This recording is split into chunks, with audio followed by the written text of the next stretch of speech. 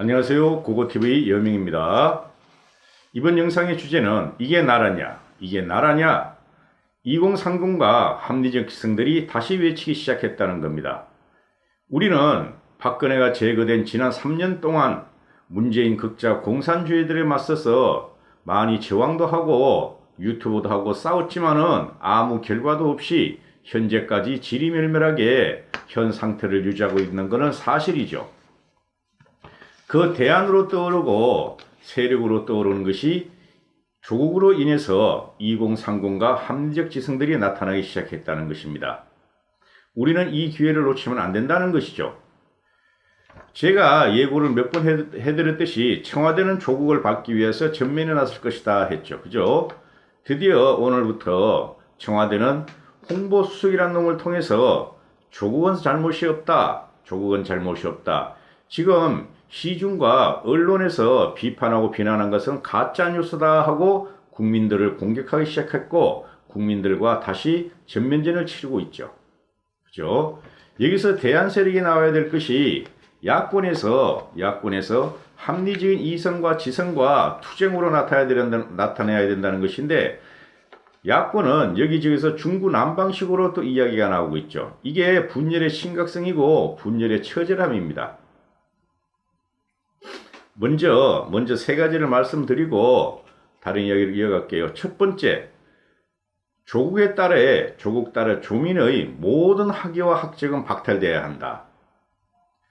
자칭 대한민국 2대 사학 명문이라는 고려대는 조국 딸 조민의 학적을 당장 박탈해야 한다. 두 번째, 서울대와 고려대생들이 조국과 딸의 비열한 행태에 분노하지 않으면 지성이 아니다. 서울대생들은 박종철 고문치사 사건을 기억해야 될 것이며 고려대생들은 4.19를 기억해야 될 것이다. 즉 선배들의 갔던 길을 다시 한번 자각하고 왜 그 당시에 그런 일이 있었고 선배들이 일어나는 것을 자각해야 된다는 것이다. 당시 정권들은 그래도 독재는 했지만은 최소한 젊은 지성들의 미래는 뺏지 않았고 젊은 지성들을 갖다가 이런 식으로 빈부격차로 하여금 박탈감은 주지 않았다. 문재인이 자행하는 극자 폭력은 당시 군사 정권을 능가하고 그 사기성은 군사 정권을 능가하고 있다. 문재인이 자행하는 이 좌파 포퓰리즘, 즉 극자 공산주의 건설은 젊은 지성들의 미래를 뺏어가고 있다는 것을 자각해야 한다. 현재 의사협회 등 오늘 이제 발표됐는데 의사협회 등 기성지성들도 당국대 A 교수의 의협 자격을 박탈하고 법적 조치를 시작했으며 조국과 딸 문재인을 압박하고 문재인과 조국에 저항하기 시작했다. 세 번째, 문재인은 조국 임명을 강행할 것이기 때문에 국민은 문재인 퇴진을 벌여야 한다. 한국당이 아니라도 좋다. 한국당을 지지 않아도 좋다. 2030과 합리적 지성과 이성들은 문재인의 제거 퇴진 운동에 동참해야 하며 퇴진 운동을 밀고 나가야 하며 그 대안 세력을 찾아야 한다. 지금 2009년 8일이죠. 그죠? 2019년 8일. 지금 2019년 8일인데요. 조국 일가의 처참한 속물건성. 이 조국이란 놈이 청와대 민정수석이었고 문재인의 상징과 같죠. 이 조국이 무너지면은 뭐가 무너진다? 문재인이 무너진다. 벌써 문재인의 레임덕은 왔어요. 여론조사에서 문재인이 50%의 지지를 받는다 그러는데 그거를 믿는 사람은 못 받을 뿐이 없어요. 우파나 중도나 또는 합리적 지성들은 저거 이상하다. 내 주위에 또는 현재 인터넷에 떠들고 다니고 외국 언론 기사를 보면 문재인은 저거는 지금 현재 50%의 지지를 받을 수가 없다고 다 생각하고 있어요. 강력한 사기와 거짓으로 여론 조작에 의해서 문재인은 50% 지지를 받고 있는데 문재인은 벌써 레임덕이 왔어요. 제가 몇 달부터 전부터 말씀드렸어요. 문재인은 지금 붕괴 과정에 들어갔어요. 붕괴 과정에 들어간 것을 국민들과 대적하면서 국민들을 공격하면서 문파를 결집시키고 국민을 이분법으로 공격하면서 문재인은 지금 간신히 정권을 유지하고 있다. 이렇게 생각하시면 돼요. 근데 이게 국민들은 다 알고 있었죠. 그러나 믿을 구석은 없고 하니까 국민들은 방황하면서 참고 있었는데 조국과 문재인으로 인해서 다시 이게 나라냐 하는 구호가 터져나올 겁니다. 터져나오고 시작했다고 보시면 돼요. 위선과 사기, 거짓말로 점칠된 문재인의 2년 반은 조국의 인간성으로 인해서 표면화되고 있죠. 조국의 인간성으로 인해서 문재인의 모든 실책과 모든 정책과 모든 민낯이 지금 밝혀지고 있다는 것이죠. 뒤에는 평등하고 과정은 공정하며 결과는 정의로울 것이다. 이게 문재인이가 국정 모토로 삼고 있는 것이죠. 그죠? 국정 모토로 삼고 있는 것인데 이게 문재인과 떨거지들한테만 기회는 평등하고 과정은 공정하고 결과는 정의롭다는 것이 문재인과 문재인 떨거지들한테만 적용됐다는 것이죠. 국민들은 아직까지도 한국당 내에 친박이 남아있고 친박이 득세하고 야권이 개혁되지 않기에 방황을 하면서도 참고 있었다는 겁니다. 근데 이제 더 못 참겠다는 것이죠. 그죠? 조국으로 인해서 표출되는 문재인 정권의 이중성, 극좌파들의 처참한 민낯을 지금 현재 국민들은 생생히 보고 있고 이제 문재인을 칠 준비를 하고 있어요. 그죠? 문재인의 칠 준비를 끝냈어요. 민심은 벌써.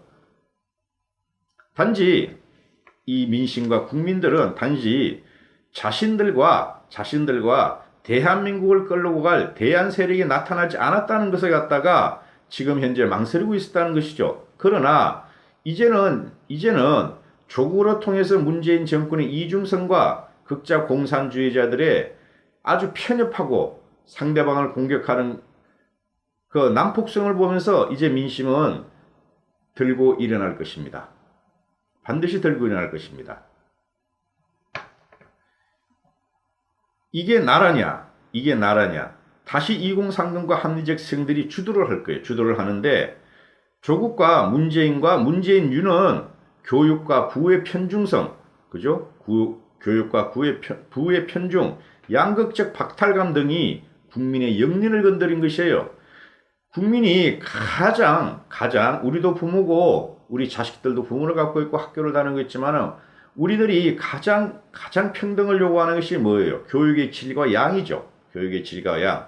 그러나 이 교육의 질과 양을 조국이란 인간을 통해서 문재인 정권이 얼마나 편협하고 얼마나 자기들 위주로 끌고 갔다는 것을 이제 국민들은 눈치를 채기 시작했죠. 그죠?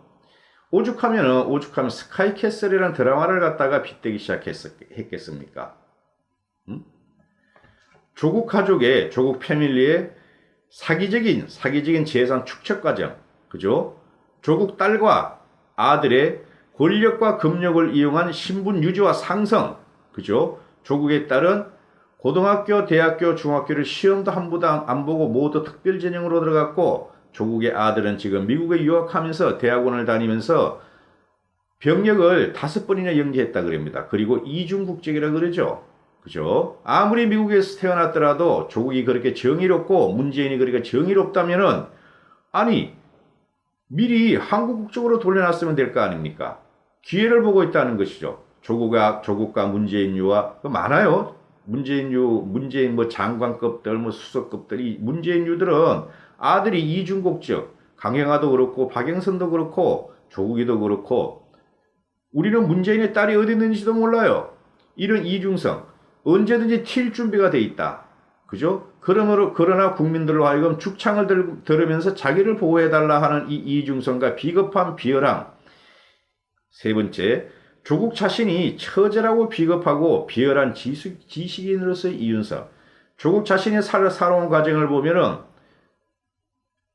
좋은 부모 만나서 돈 많은 부모 만나서 돈 많은 부모의 그 회사를 파먹고 그 회사는 국민의 세금을 파먹고 그것을 바탕으로 기반으로 해서 조국은 공부를 했고 지금 현재 조국은 자기 딸과 아들도 그런 편법을 주고 있고 그죠? 그 다음에 자기는 대단히 정의롭고 문재인은 대단히 정의로운 대통령이다 하는 이 민낯, 이 위선, 이 거짓. 이 기회와 과정과 결과는 문재인에게만 적용되고 이제는 2030 우리가 힘들게 살아가고 노력해서 뭔가를 이루고자 하는 2030과 합리적 지성들에겐 적용되지 않았다는 것이죠. 문재인에 붙어가지고 조국에 붙어가지고 현 정권 더불어민주당에 붙어가지고 뭐를 도모하고 꾀하는 사람한테만 기회와 과정과 공정은 정의로웠고 그 외의 사람들은 모두 뭐다? 적의로 돌렸고 가짜뉴스를 생산하는 사람이고 신일이다. 매국이다. 이렇게 갈라치운 게 누구다? 문재인이다. 문재인을 갖다가 대변한 것이 가장 대변한 것이 조국이었다. 이렇게 되는 것이죠. 여기서 가장 중요한 게 한국당의 스탠스인데요. 한국당의 스탠스. 일단 한국당은 야권의 대표 주자고 118석의 의석을 갖고 있죠. 더불어민주당이 128석이고 한국당이 118석이면은 호각지세예요. 호각지세죠. 그런데 계속 더불어민주당이 밀리고 있고 또 바미당도 있고 뭐 평화당도 있고 그렇지만은 결국은 한국당 중심으로 뭉쳐야 되는데 한국당이 지금 스탠스가 말이죠. 이 호기를 과연 잡을 것인가 하는 문제예요. 저는. 이 호기를 과연 잡을 것인가. 그죠? 지금 한국당은 말이죠. 어제까지 한 은행을 2030과 합리적 지성들이 지금 자각을 하고 반성을 하고 튀어나올 때 민심을 주도하기 시작했을 때 한국당 이 호기와 이 민심을 갖다가 끌어안을 수 있느냐는 문제예요. 그죠? 2030과 합리적 지성들은 말이죠. 한국당 특히 구태를 표현하는 구태의 은행을 하는 사람들, 의원들, 그 다음에 친박들, 그 다음에 꼰대들의 은행을 갖다가 호감을 두지 않아요. 많이 달라요. 2030과 그 합리적 지성들, 젊은 사람들, 4050도 마찬가지예요. 한국당의 은행과 많이 달라요. 그 감성 라인이. 그래서 한국당이 우선 해야 될 것은 2030과 합리적 이성들과 함께 공감적 감성을 공유해야 되는 것이죠. 근데 그게 안 되고 있어요. 그죠? 한다고 그냥 대학교도 찾아가고 토론회도 하고 하는데 그렇게 하면 안 돼요. 일단 옷을 벗어야 돼. 한국당들은. 자기 때를 벗겨내야 돼. 그 때를 벗겨내고 옷을 갈아입고 싶지 않은 사람들은 그 갈아입지 못할 정도의 능력이라면은 그만둬야죠. 이제는. 지금 세상은 많이 변했고 문화가 엄청나게 변했다고. 제가 2014년 4월 16일 날을 잠깐 말씀드리고 갈게요. 2014년 4월 16일 날이 무슨 날입니까? 세월호 참사일. 전 이걸 보면서 말이죠. 이걸 보면서 어떤 걸 느꼈냐면은 그 애들이 꽃 같은 나이의 애들이 그죠? 수모를 당하고 있었어. 배가 거꾸로 이렇게 전복이 돼가지고. 그런데 해군과 해경 그리고 국가 체제가 국가 지휘 라인이 정상적으로 가동되지가 않아서 애들이 그냥 죽고 있었어. 그죠? 그런데 공무원과 해군과 해경은 그 침몰하는 세월을 뱅뱅뱅뱅뱅뱅 돌면서 애들을 한 명도 못 구해내요. 한 명도 못 구해. 태그 명령도 안 해. 튀어나온 애들이 누구냐? 살은 애들이 뭐냐? 선언과 선장뿐이 없었어. 그죠? 그때 저는 무슨 말씀을 드렸냐? 그때 제가 SNS를 한참 하면서 박근혜 정권의 지지를 갖다가 지탱을 갖다가 굉장히 노력할 텐데요. 이게 나라냐? 이게 나라냐? 하고 엄청나게 폭풍 트윗을 했어요. 이게 나라냐? 큰일 난다 지금. 저 애들이 아무리 지금 놀러가서 죽은 영혼을 갖다가 왜 그렇게 5년을 끌고 있느냐 그러는데 그것도 맞는 소리지만은 세월호 유가족들의 그 처참한 투쟁과 비열한 투쟁도 맞는 소리지만은 당시의 상황, 그 날의 상황을 보면은 이게 나라냐? 어떻게 국민의 생명과 재산을 보호해야 할 공무원들이 한 명도 못 가고 자기 면피만 하고 자기만 살려고 그랬었느냐? 이게 나라냐? 이건 언젠가는 박근혜를 따라다니면서 박근혜를 칠 것이다. 그죠? 근데 제가 이게 나라냐고 엄청나게 그때 말을 하고 박근혜는 계획을 해야 되고 박근혜는 국민들로 하여금 국민들에게 하여금 겸손해야 된다. 박근혜가 세월호 가족을 죽인 게 아니고 세월호 애들을 죽인 게 아니죠. 대통령이라면 어떻게 할 수가 없어요. 명령뿐이 할 수 없어. 무조건 살려내라. 그게 대통령이 할 일이 전부 다예요. 그죠? 그러나 탄핵 과정을 보고 있을 때 보니까 이게 나라냐는 구호가 티가 나더라고. 이게 나라냐? 이게 나라냐? 그때 내가 섬찟했어요. 조심해야 되겠구나. 그 당시에 내가 폭풍 트윗으로 여론을 주도하려 했던 것이 잘못되었구나. 설마 이게 나라냐는 소리가 박근혜 탄핵 구호로 사용할 줄은 몰랐던 거죠, 저는. 그죠? 그러면은 당시에 당시에 세월호 과정도 그렇고 정유라 특기생 사건의 틀을 찌게 저도 그 일과성으로 봤어요. 이대생들의 치기로 봤단 말이지. 치기로. 왜? 그때나 지금이나 특기생은 다 정유라 같이 들어갔어. 그죠? 정유라는 죄가 없었어. 그죠? 부모들은 자식을 위해서 어떤 것을 그 성과를 만들어서 특기생으로 보내려고 노력을 하죠. 그런데 그때 뭐가 튀어나왔어요? 한두 달 있으니까 최순실이라는 사람이 표면적으로 나와서 박근혜하고 친하고 박근혜의 멘토라는 게 좋다 이거죠. 그죠? 그럼 최순실이가 딱 튀어나왔을 적에 박근혜는 어떻게 했어야 되느냐? 무조건 국민들 앞에 무조건 단칼로 한 번에 완벽하게 사과를 했어야 됐어요. 그럼 이런 사건이 안 일어났을 거예요. 박근혜 탄핵까지 안 갔어요. 근데 박근혜는 미집미집하고 그 사과를 3번인가 5번까지 몰고 나가죠. 그 과정에서 극자 공산주의자들과 문재인 세력은 박근혜를 치고 탄핵을 하게 된 거죠. 그죠? 그 과정이 정치적인 과정이었다는 것이고 정권 쟁탈 과정이었다는 것이죠. 그래 정치적인 탄압이었고 정치적인 재판이었다는 것이죠. 제가 말씀드리는 것은. 그죠? 그러면은 지금 현재 이게 문재인의 2년 반을 우리가 겪었잖아요. 우파 보수라고 치고 우파 보수는 일단 제외하고 중도라는 사람들이 한 약 50%의 중도라는 사람들이 그동안 참으면서 문재인을 심정적으로 지지하고 대안이 없다. 일단 문재인을 지지해보자. 그리고 대안 세력이 나올 때 우린 그쪽으로 다시 힘을 몰아주자 하는 마음이 있었을 거예요. 중도라는 사람도. 왜? 권력이 영원하면 안 되고 권력이 독재로 가면 안 되는 것은 어느 정도의 시민이라면 다 자각을 하고 있었다는 것이죠. 그러면은 지금 현재 이 자각이 지금 나오는 시기죠. 누구에 의해서 나오느냐? 문재인에 의해서 나오는 거예요. 즉, 문재인가 2년 반 동안 자기가 정책을 폈어. 근데 그걸 지나고 보니까 국민들이 2년 반 동안 경험해 보니까 외교는 완전히 망가졌고 참사고, 그죠? 대한민국 세계적으로 모멸과 소멸을 당하는 왕따를 당하고 있고, 경제는 아주 폭망하고 있고, 일부분뿐이 없어요. 대기업 다니거나 대기업 민노총 애들 뿐이 없어요. 공무원이나, 그죠? 공무원이나 공기업이나 민노총이나 대기업 직원을 제외한 나머지들은 아주 살기가 힘들어 죽고 소득도 깎이고 살기가 피곤해졌어. 그죠? 그리고 사회적으로 혼돈이 와. 원전을 파괴한다. 4대강을 갖다 파괴한다. 그리고 애들 교육이 뭐 수능의 조합 방법이 뭐 800 몇 개래 800 몇 개. 3000 몇 개라 그러던가? 이런 게 문재인이 2년 반 동안의 행위가 물론 그전에도 이런 문제가 있었죠. 근데 그전에 이런 문제가 박근혜 전에 이런 문제가 있으면 이거를 갖다 계획을 하고 이걸 없애달라고 했던 게 국민들의 요구인데 문제는 거기다 더해. 더 많은 규제가 들어가. 기업을 죽이고 노동자들로 하여금 일을 못하게 해. 돈을 못 벌게 해. 그죠? 그러면서 사회적인 혼돈이 왔단 말이에요. 2년 반 동안 참았어, 민심은. 그런데 누구 때문에 튀어나왔냐? 문재인 때문에 그게 또 튀어나오는 거야. 과거 적폐라는 박근혜 세력을 갖다가 적폐를 해가서 제거하고 나니까 문재인이라는 적폐는 더 커. 문재인의 악행은 더 커. 그러다가 요번에 조국이 문재인의 상징이라는 조국이를 갖다가 법무장관을 시키고 대통령 후보를 만드는 과정에서 지금 이게 튀어나왔어.